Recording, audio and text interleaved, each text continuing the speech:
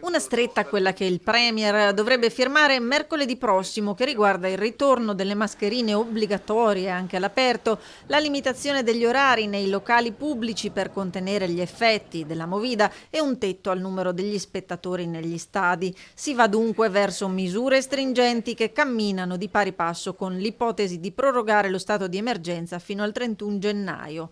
Il tutto con la finalità di controllare l'epidemia e non appesantire le strutture sanitarie. Strutture sanitarie al momento impegnate soprattutto sul fronte tamponi, dove le ULSS locali prevedono un alleggerimento dei Covid point a seguito dell'arrivo anche in classe dei tamponi rapidi e meno invasivi, in attesa che entrino a regime anche i test rapidi antigenici indolore pensati per i più piccoli, come annunciato ieri dal presidente della regione Luca Zaia. Noi partiremo lunedì 5 in accordo con il provveditorato, con la dottoressa Sardella, a fare i tamponi rapidi perché stavamo attendendo l'ok da parte della famiglia, cioè l'autorizzazione, essendo loro minori, di poter fare i tamponi direttamente a scuola.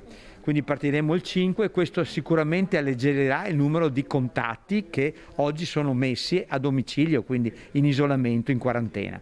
Non solo, i genitori, una volta firmato il consenso per i propri figli, non dovranno più sobbarcarsi del trasporto per andare ai punti di accesso rapido e non sarà più obbligatorio l'isolamento fiduciario dell'intera classe. Il rischio era, se non partivamo col tampone rapido, di arrivare al lockdown delle scuole. Oggi noi si parlano i referenti delle scuole con i referenti dell'ULSS, si decide di andare là, escono le nostre equipe, i nostri gruppi, vanno all'interno della classe, isolano la persona positiva, fanno i tamponi a tutti, se tutti sono negativi continuano la classe, andare a scuola. Si eviterà così lo svuotamento delle scuole, fenomeno che ad oggi negli istituti trevigiani conta più di 40 classi, con 296 ragazzi in isolamento, e ovvierà al problema delle code ai punti tampone, incrementati dall'azienda sanitaria proprio per far fronte alla crescente richiesta, come quello in modalità drive-in, operativo da oggi alla Zoppas Arena di Conegliano. Un buon afflusso,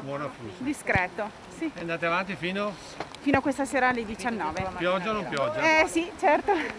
Infine, ultimo dato sul fronte Covid, il cluster della Zanusso di Oderso, in cui su 175 ospiti sono state riscontrate 66 positività. L'8 ottobre ci sarà il secondo giro di tamponi e nelle parole del direttore generale dell'ULSS emerge l'auspicio che, come accaduto all'ex caserma Serena, si azzeri nell'arco di poche settimane.